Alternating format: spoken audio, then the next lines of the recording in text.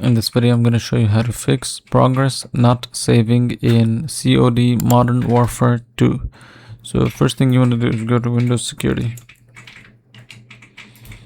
So here, what you'll do is add the game Call of Duty as an exclusion. So if you go to Manage Settings, go to Add Exclusion.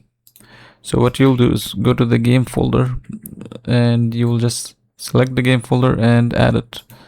This way it won't be seen as a threat. Now next you'll go here and where it says ransom protection. So go to manage ransom protection. Make sure this option is turned off. Then you can close this down. So another thing that could cause this issue is if you have a maxed out space in your drivers. So if you have in your drive, if you don't have space, then this could cause this issue. Just make sure to empty some space. Go inside. If you don't have if you don't need some games or folders, you can just uninstall them. So just to empty some space.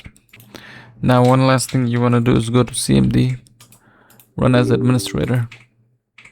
And over here, you will write this command. So type sfc /scan now and then press enter.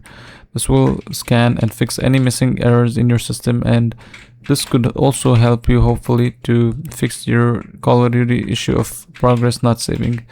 And after it's done loading, you can close it down, restart your computer, and you're done.